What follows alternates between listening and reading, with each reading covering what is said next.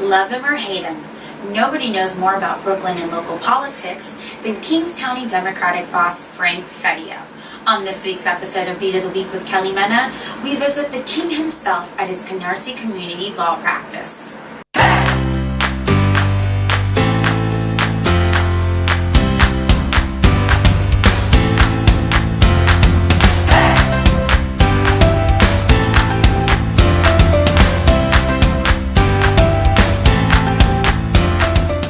Well, I started in Brooklyn politics when I was about 18 years old, and I was introduced to the Thomas Jefferson Club by my uncle, who owned New Polo across the street from Frank Corvino, and started going down there. I liked politics. I liked what I was doing, and that was around 1965. I started working. My first job at that time was in the New York City Housing Authority as a what they call a caretaker. Basically, I was a janitor. That was my first job out of high school. Because it paid more money than to be a bank teller. Served in the police department from October 67 to May of 1980. And then in 1985, I went to Department of Transportation and became the Deputy Director of the Traffic Intelligence Division.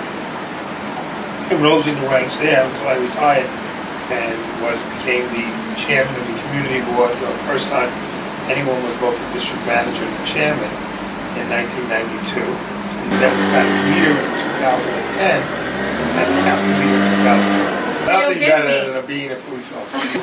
I ran and coordinated all the parades and events that were held out in Brooklyn and subsequently in the city. In 1969, this group of people came into the office where I worked and said they wanted to run a parade on Eastern Parkway. And one of them was going to be from West Indians. And everybody looked and said, who the heck is going to come to that event? How many people could show up? And I was 23 years old, and they put me in charge of it because nobody wanted to work on Labor Day. And that became what's called the West Indian American Day Parade on Carnival. Last year I was the parade coordinator. I was actually the Grand Marshal of the parade. So I have this much of Trinidadian in me. So I love doing those kinds of things, and that was my favorite job in the whole world, was being the coordinator of community affairs also. I remember being 12 years old and telling my mother she was going to live in the West Wing in the White House. As a matter of fact, in my plan for life, I was supposed to be the Vice President of the United States right now. I didn't reach that goal, but I didn't do too bad. Close. I was going to say, I didn't do too bad. Just became king instead of the Vice President. I love it. Actually, when I started politics, the most important things that happen in politics is getting people on the ballot, and that's what's going on right now. We started, Tuesday was the first day to collect petitions, and in my time I collected the most petitions of anybody.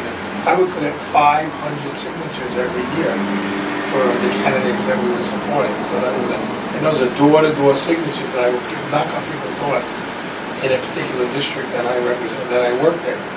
And it came to a point after so many years that people just knew everybody. And it was a great way of contacting with people, but I was always a people person. I liked working with people. I belonged to many from when I was a kid. I was a joiner, so I was always involved in some organization. Well, it's a nice word, progressive. What does it mean? You define as progressive politics. People who are not in power, who want to take out the people who are in power. They call themselves progressives. And there was a time when some people were called reformers, they were called liberals. Now it's the new chic word is progressive. I'm not sure what that means. Best of my knowledge, and to this date, I have not had one of them identify anything it was, except I'm older and you're younger. Many of the African American leaders who we have in the community now are really upset with the fact that the progressives, quote, are inundating neighborhoods and basically gentrifying neighborhoods, and then suddenly deciding that they know what's best for everybody. Right. They want to tell those who spent years and years in those communities, who fought very hard for the rights and for the needs when there was high crime and when there was serious problems in those neighborhoods. And now they're having to address quote progressives who think they know what's best for them.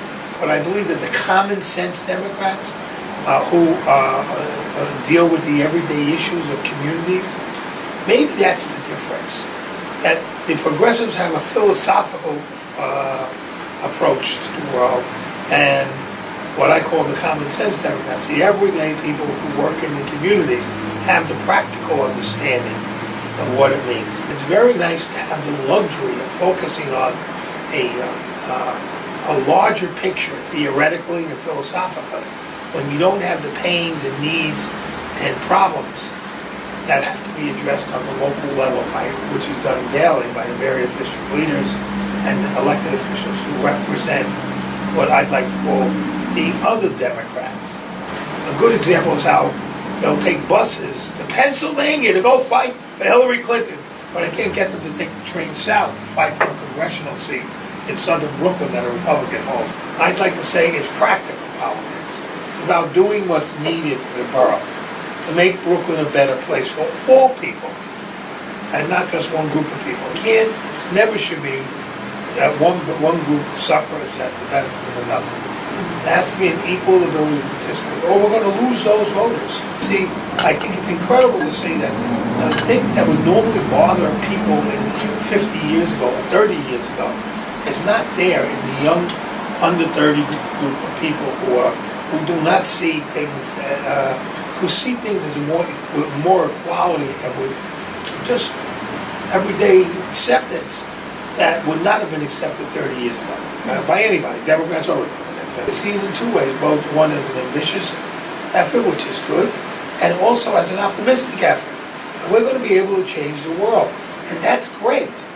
That's really the future of the party.